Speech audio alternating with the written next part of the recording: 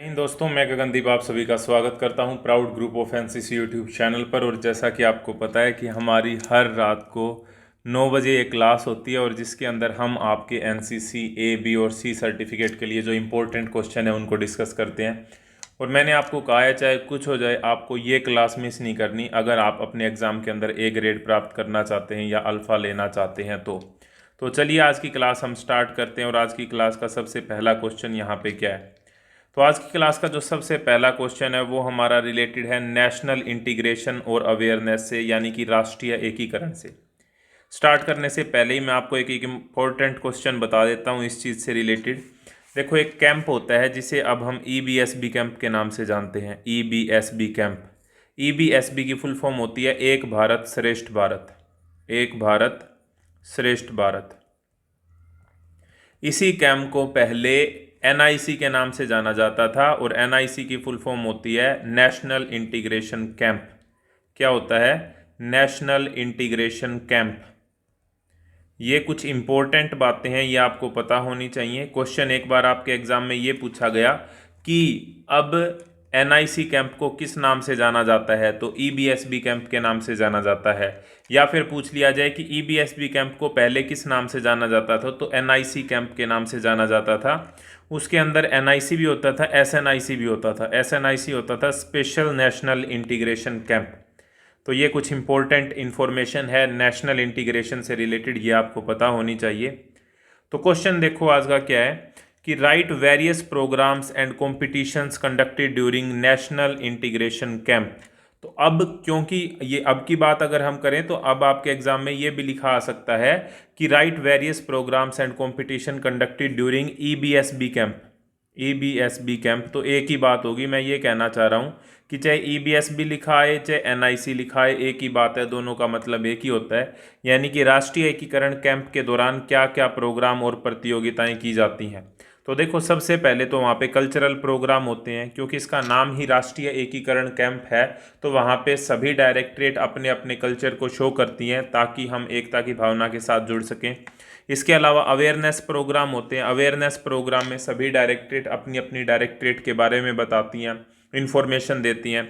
वहाँ पे एक कंपटीशन होता है जिसे हम NIAP बोलते हैं, नेशनल इंटीग्रेशन अवेयरनेस प्रेजेंटेशन या फिर नेशनल इंटीग्रेशन अवेयरनेस प्रोग्राम। ठीक है, ये इंपॉर्टेंट फुल फॉर्म होती हैं भाई, ये आपको याद रखनी है। तो इन कॉम्पिटिशन्स में क्या होता है कि प्रेजेंटेशन के थ्रू जो डायरेक्टरेट के कैडेट होते हैं वो अपनी डायरेक्टरेट के बारे में बताते हैं। क्विज कॉम्पिटिशन्स होते हैं क्वेश्चंस के, ठीक है। और डेमोन्स्ट्रेशन होता है वो नेशनल यूनिटी के ऊपर, राष्ट्रीय एकता का प्रदर्शन वहाँ पे किया जाता है। इसके अलावा भी बहुत सारे स्पोर्ट्स से रिलेटेड कंपटीशन वहाँ पे कराए जाते हैं। मेनली जो मकसद इसका है वो है राष्ट्रीय एकीकरण को करना। राष्ट्रीय एकीकरण, नेशनल इंटीग्रेशन होता क्या है? आपके एग्जाम में ये क्वेश्चन आ सकता है कि define national integration. National integration को डिफाइन करो या फिर राष्ट्रीय एकीकरण को परिभाषित करो, तो क्या लिखेंगे आप वहाँ पर? ये समझने की बात है और ये कोई आपको डेफिनेशन याद नहीं करनी, ये आप खुद से बना के लिखिए। लेकिन आप समझिए एक बार, नेशनल इंटीग्रेशन होता क्या है। नेशनल मतलब राष्ट्रीय, एकीकरण मतलब जोड़ना, इंटीग्रेशन मतलब जोड़ना, राष्ट्र को जोड़ना। आपको पता है कि भारत के अंदर बहुत सारे धर्म रहते हैं, बहुत सारे कास्ट हैं, बहुत सारे तरह तरह के लोग हैं, लेकिन उसके बावजूद भी एक चीज़ है जो हमें जोड़ती है, वो है हमारी राष्ट्रीयता। वो यह है कि हम सभी इंडियन हैं। और यही जो भावना है, यही जो फीलिंग है, इसी को हम नेशनल इंटीग्रेशन कहते हैं। तो बड़े ही आसान होते हैं क्वेश्चन, हमें उन्हें मुश्किल नहीं बनाना है। नेक्स्ट क्वेश्चन देखो यहाँ पे। नेक्स्ट क्वेश्चन है, why is national integration important for progress of any nation. किसी भी कंट्री के लिए, किसी भी देश की प्रगति के लिए राष्ट्रीय एकीकरण महत्वपूर्ण क्यों है? बिल्कुल सही बात है भाई। भाई राष्ट्रीय एकीकरण क्यों जरूरी है, ये बात क्वेश्चन में पूछ रखी है, हमें पता होना चाहिए। तो सबसे पहला तो ये कि maintenance of sovereignty and territorial integrity of the nation, यानी कि देश की संप्रभुता और क्षेत्रीय अखंडता को बनाना। अब आपको अगर पता है तो ये देखिए, संप्रभुता क्या होती है। संप्रभुता मतलब हम हमारे खुद के मालिक हैं, यानी कि कोई दूसरी कंट्री हमको ये नहीं बताएगी हमको क्या करना है, हम अपने आप डिसाइड करते हैं, हम अपने संविधान के हिसाब से चलेंगे, अपने कानून हम खुद बनाएंगे। तो ये जो चीज़ होती है उसको सोवेर्निटी कहते हैं। और दूसरा टेरिटोरियल इंटीग्रिटी का क्या मतलब है कि हमारी कोई भी जो लैंड बाउंड्री है उसके अंदर कोई इंटरफेयर नहीं करेगी दूसरी कंट्री। तो ये है, इसके लिए जरूरी है राष्ट्रीय एकता। आप कहोगे इसके लिए राष्ट्रीय एकता किस तरीके से जरूरी है? इसके लिए राष्ट्रीय एकता इस तरीके से जरूरी है कि कल को अगर रिलीजन के हिसाब से या फिर बोली के हिसाब से या फिर किसी भी एरिया के हिसाब से अगर वहाँ पर राष्ट्रीय एकता नहीं होगी तो वो कह सकते हैं कि हमको दूसरी कंट्री चाहिए। लेकिन अगर हमें ये भावना है कि नहीं, चाहे कुछ भी हो जाए, हमारा देश एक है, हमारा देश भारत है, तो हम सभी जुड़ के रहेंगे, हमारी टेरिटोरियल इंटीग्रिटी बनी रहेगी और सारी चीज़ें अच्छे से रहेंगी। शांति और सौहार्द बनाना, ठीक है, पीस पीस मेंटेन रहेगा, हार्मनी मेंटेन रहेगी। दूसरा, देश की प्रगति के अंदर, देश की प्रगति में नेशनल यूनिटी किस तरीके से, नेशनल इंटीग्रेशन देश की प्रगति के अंदर किस तरीके से योगदान देगी, मैं बताता हूँ आपको किस तरीके से। अब देखो, कोई भी एफडीआई आ रही है, एफडीआई यानी कि फॉरेन डायरेक्ट इन्वेस्टमेंट, यानी कि विदेशी अगर निवेश करना चाहती हैं विदेशी कंपनियां भारत में, तो वे कौन से देश में निवेश करेंगी? एक ऐसा देश जहां पर कोई लड़ाई दंगे नहीं होते हैं, जहां पर सभी सुख शांति से रहते हैं, उनमें राष्ट्रीय एकता की भावना है, वो वहां पे निवेश करेंगी? या ऐसा देश जहां पे लड़ाई होती रहती है, जहां पे राष्ट्रीय एकता की भावना नहीं है, तो कौन से देश में निवेश करेंगे? जहां पे राष्ट्रीय एकता होगी, ताकि वे भी वहां पे अच्छे से काम कर सकें, अच्छे से फल फूल सकें। Eradication of poverty and illiteracy, सभी लोग आपस में मिलजुल के रहेंगे तो हम पॉवर्टी को हटाने के लिए काम करेंगे, गरीबी को हटाने के लिए, असाक्षरता को हटाने के लिए काम करेंगे। आंतरिक सुरक्षा और कानून व्यवस्था, देखो आपको पता है कि जो थ्रेट होते हैं, टेररिज्म होते हैं, वो दो तरह के होते हैं, एक्सटर्नल और इंटरनल, ठीक है, तो वो वाली चीज़ें भी यहाँ पे सोल्व होंगी। और फिर कल्चरल एंड रिलीजियस डेवलपमेंट होगी, सभी सामंजस्य से रहेंगे, सौहार्द से रहेंगे, तो हमारे देश के अंदर सभी कल्चर फलेंगे फूलेंगे। नेक्स्ट यहाँ पे क्या है, इकोनॉमिक एंड इंडस्ट्रियल ग्रोथ होगी। मैंने आपको बताया कि कोई भी कंपनी देश के अंदर जब भी निवेश करेगी जब वहाँ पे सारी चीज़ें शांति से हों, ठीक है, वो वहाँ पे अच्छे से काम कर पाएँ, तरक्की कर पाएँ। नेक्स्ट यहाँ पे है कि विदेशी निवेशकों को आकर्षित करना, आयात और निर्यात को बढ़ावा देना, ये बात मैं बता चुका हूँ। Exchange of technological know how culture, हमारे बहुत सारे देशों के साथ एमओयू साइन होते हैं। अभी पूछोगे ये एमओयू क्या होते हैं? एमओयू होते हैं मेमोरेंडम ऑफ अंडरस्टैंडिंग, ठीक है, तो उसके अंदर हम ये बातें करते हैं कि हम आपको हमारी टेक्नोलॉजी के बारे में बताएंगे, आप हमें बताएंगे, इस तरीके से दो देश मिलकर आगे बढ़ते हैं। और नेक्स्ट है यहाँ पे dignity and self respect as a nation, और देश का आत्मसम्मान बढ़ता है इन सारी चीज़ों से। तो ये आपके क्वेश्चन हैं जो आपके एग्जाम में पूछे जाते हैं और इस तरीके से आपको लिखने हैं समझ के। ये मेरे हिसाब से आपको क्वेश्चन समझ में आ रहे होंगे। नेक्स्ट क्वेश्चन देखो यहाँ पे, वेरी इंपॉर्टेंट क्वेश्चन है भैया आपके एग्जाम के लिए सारे के सारे। एक बात मैं आपको यहाँ पे बता देता हूँ, दो तीन बातें आपको ध्यान रखनी है। सबसे पहले तो ये बात ध्यान रखनी है कि चैनल को सब्सक्राइब तो बिल्कुल कर देना, वो तो बिल्कुल भी मत भूलना, क्योंकि रोज़ रात को वीडियो आएगी 9 बजे, ये आपको छोड़नी है नहीं किसी भी हालात में, चाहे कुछ हो जाए, ये वीडियो आपको देख के सोनी है, ठीक है। दूसरी चीज़, इंस्टाग्राम और टेलीग्राम दोनों जगह पे जाओ, ठीक है, और वहाँ पे सेम अपना नाम है, टेलीग्राम पे भी इंस्टाग्राम पे भी आपको सर्च करना है प्राउड ग्रुप ऑफ एनसीसी, वहाँ पे मिल जाएगा और सारी इन्फॉर्मेशन और जो भी मटेरियल होती हैं वो सारी चीज़ें आपको मिलती रहेंगी। Next question, name any 5 gallantry award given in India, तो भारतीय सेना में दिए जाने वाले कोई 5 वीरता पुरस्कार लिखो। देखो, एक गैलेंट्री अवार्ड होते हैं, एक नॉन गैलेंट्री यानी कि सिविलियन अवार्ड होते हैं, तो ये दो तरह के होते हैं, एक नागरिक सम्मान होता है और एक गैलेंट्री यानी कि भारतीय सेना में वीरता के लिए पुरस्कार जो दिए जाते हैं, दो तरह के होते हैं। हाईएस्ट की बात कर लेते हैं, अगर हाईएस्ट सिविलियन की बात करें तो ये होता है भारत रत्न, ठीक है। हाईएस्ट सिविलियन अवार्ड की बात करें तो होता है भारत रत्न, लेकिन हाईएस्ट गैलेंट्री अवार्ड की बात करें तो ये होता है परमवीर चक्र। क्या होता है? परमवीर चक्र। अब परमवीर चक्र से रिलेटेड आपको कुछ बातें पता होनी चाहिए। परमवीर चक्र जो होता है पीवीसी, सबसे पहला ये किन्हें मिला था? तो ये सबसे पहला मिला था मेजर सोमनाथ शर्मा जी को। किन्हें मिला था? Major Somnath Sharma ji. Very important question, आपको पता होना चाहिए। टोटल कितने लोगों को मिल चुके हैं? 21 लोगों को। रिसेंटली आपने मूवी देखी होगी कैप्टन विक्रम बत्रा के ऊपर, शेरशाह, ये दिल मांगे मोर, वे भी परमवीर चक्र अवार्डी हैं। कब मिला उन्हें परमवीर चक्र? 1999 के कारगिल वॉर के अंदर उन्हें परमवीर चक्र मिला था। तो परमवीर चक्र हाईएस्ट गैलेंट्री अवार्ड होता है, ये बात आपको ध्यान रखनी है।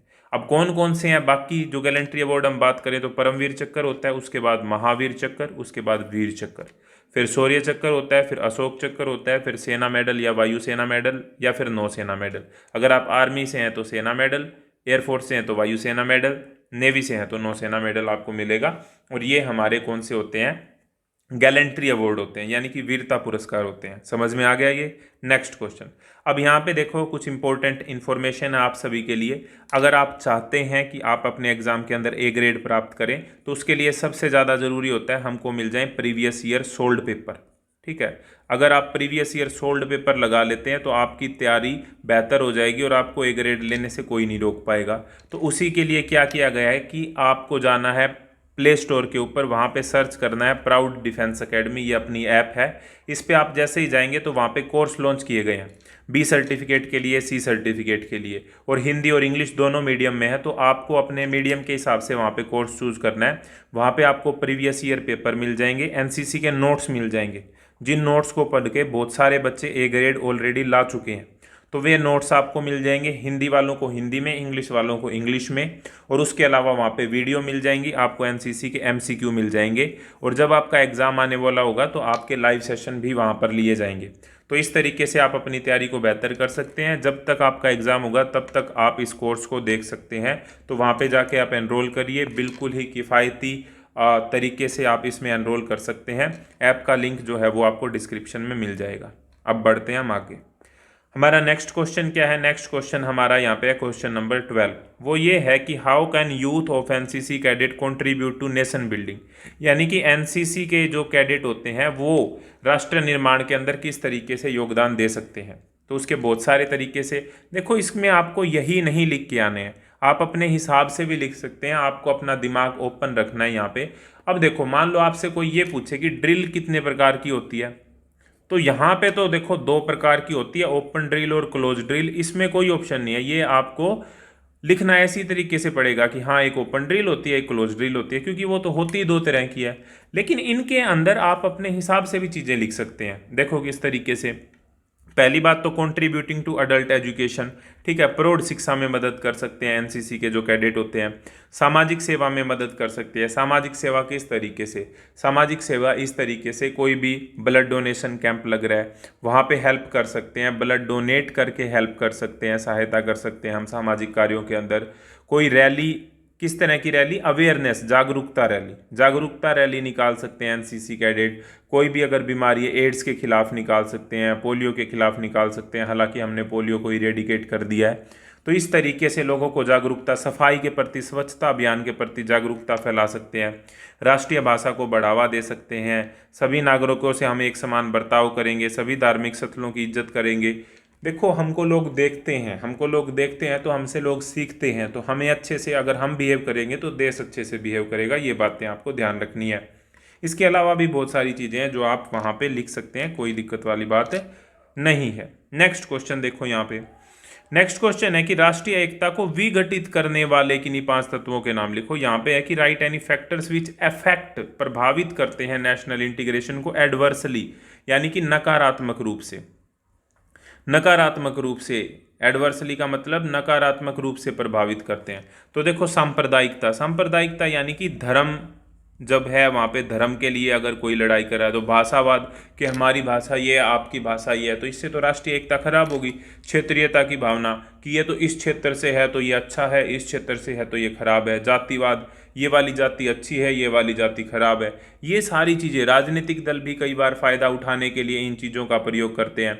आर्थिक असमानता, जब आर्थिक असमानता ज़्यादा होगी, यानी कि गरीब लोग और ज़्यादा गरीब होते जाएंगे, अमीर लोग और ज़्यादा अमीर होते जाएंगे, तो डेफिनेटली उसके अंदर नेशनल इंटीग्रेशन पे बुरा प्रभाव पड़ेगा। और कई बार जो फॉरेन एलिमेंट होते हैं, जिस तरीके से हमारे कुछ पड़ोसी मुल्क हैं जो हमेशा कोशिश करते रहते हैं हमारी देश की राष्ट्रीय एकता को तोड़ने के लिए, तो ये सारी चीज़ें नेशनल इंटीग्रेशन यानी कि राष्ट्रीय एकता को नेगेटिवली अफेक्ट करते हैं, नेगेटिवली अफेक्ट करते हैं। ये बात आपको ध्यान रखनी है, ठीक है। नेक्स्ट क्वेश्चन हमारा देखो यहाँ पे, नेक्स्ट क्वेश्चन है हमारा पर्सनैलिटी डेवलपमेंट से रिलेटेड और लीडरशिप से रिलेटेड। पर्सनैलिटी डेवलपमेंट और लीडरशिप से रिलेटेड। अगेन मैं एक बात आपको बता दूं, सारे के सारे लिंक, चाहे वो इंस्टाग्राम की हम बात करें, चाहे वो हम बात करें फेसबुक की, चाहे वो हम बात करें टेलीग्राम की, सभी जगह के लिंक, और चाहे हम बात करें हमारी ऐप की, ठीक है। और अगर आपका कोई डाउट होता है इस चीज़ से रिलेटेड तो आप, ये व्हाट्सएप नंबर है, इसके ऊपर भी डायरेक्ट मैसेज करके आप पूछ सकते हैं, जैसे ही मुझे टाइम लगेगा मैं आपको बता दूंगा। तो ये चीज़ें हैं, ये आपको ध्यान रखनी है और जो है अपनी तैयारी को चलते रहने देना है। अब यहाँ पे देखो भाई, how does NCC contribute in personality development, ये लिंक सारे के सारे डिस्क्रिप्शन में मिल जाएंगे। यानी कि व्यक्तित्व के विकास में एनसीसी का क्या योगदान है। आप ऐसे कहते हैं हम कि एनसीसी में जाके पर्सनैलिटी बनती है, ठीक है, पर्सनैलिटी डेवलपमेंट होती है, तो क्या क्या पर्सनैलिटी डेवलपमेंट होती है वो यहाँ पे पूछी गई है। तो देखो क्या क्या होता है। पहली बात तो हमें सेल्फ अवेयरनेस आती है, आत्म जागरूकता आती है। किस तरीके से, हमसे पहली बार में ही पूछा जाता है बताओ अपने बारे में कुछ बताओ, आपके पॉजिटिव पॉइंट बताओ, आपके नेगेटिव पॉइंट बताओ। हम कुछ कैंप्स के अंदर पार्टिसिपेट करते हैं, हमें अपने बारे में पता लगता है। एम्पैथी होती है, सहानुभूति आती है हमारे दिल में। क्रिटिकल थिंकिंग, हमको टास्क दिए जाते हैं तो हम सोचते हैं कि इस टास्क को किस तरीके से किया जा सकता है। क्रिएटिव थिंकिंग, क्रिएटिवली सोचना, ठीक है, किसी काम को करने के लिए और कौन कौन से तरीके हैं उसको क्रिएटिव थिंकिंग कहते हैं। प्रॉब्लम सॉल्विंग स्किल, ठीक है, कोई प्रॉब्लम हमको सोल्व करनी है तो क्रिएटिवली उसको कैसे सोल्व करेंगे। डिसीजन मेकिंग, हमको एनसीसी में निर्णय लेने पड़ते हैं जब हमको कोई भी रैंक दी जाती है। मान लो आप सीनियर अंडर ऑफिसर बनते हैं, जूनियर अंडर ऑफिसर बनते हैं, या और कोई रैंक आपको मिलती है, तो आपके कुछ कार्य होते हैं, उसके अंदर आपको डिसीजन लेना होता है, तो डिसीजन मेकिंग एबिलिटी आपकी बनती है। इंटरपर्सनल रिलेशनशिप, भाई ये तो आप सभी को पता है कि एनसीसी ज्वाइन करने से पहले हम सभी एक दूसरे से अननोन होते हैं, लेकिन एनसीसी के अंदर हमारे लाइफ लॉन्ग फ्रेंड बनते हैं। तो आपको कमेंट बॉक्स में लिखने हैं अपने उन दोस्तों के नाम जिन्हें आप पहले बिल्कुल भी नहीं जानते थे और अब वो इतने अच्छे दोस्त हैं कि आपको भरोसा है आप लास्ट तक उनके दोस्त रहेंगे चाहे कुछ हो जाए। तो वो कमेंट बॉक्स में उनके नाम ज़रूर लिखें। नेक्स्ट है यहाँ पे इफेक्टिव कम्युनिकेशन, हमको बोलना अच्छे से आता है। और फिर कोपिंग विद इमोशंस, हमको भावनाओं को हैंडल करना आता है। कोप विद समथिंग होता है कि किस तरीके से हम किसी चीज़ को हैंडल कर रहे हैं, मुकाबला कर रहे हैं, सामना कर रहे हैं। तो ये चीज़ है यहाँ पे। इसकी जो पूरी की पूरी प्लेलिस्ट है उसका लिंक आपको किस में मिल जाएगा, डिस्क्रिप्शन में मिल जाएगा। पूरी प्लेलिस्ट को आप देख पाएंगे। रेगुलरली आपको वीडियो देखनी है, दोस्तों के साथ शेयर करनी है, टेलीग्राम को ज़रूर ज्वाइन करना है। इस तरह की और वीडियो के लिए जुड़े रहिए proud group of NCC YouTube channel के साथ। नेक्स्ट वीडियो तक जय हिंद, जय Bharat, thank you very much.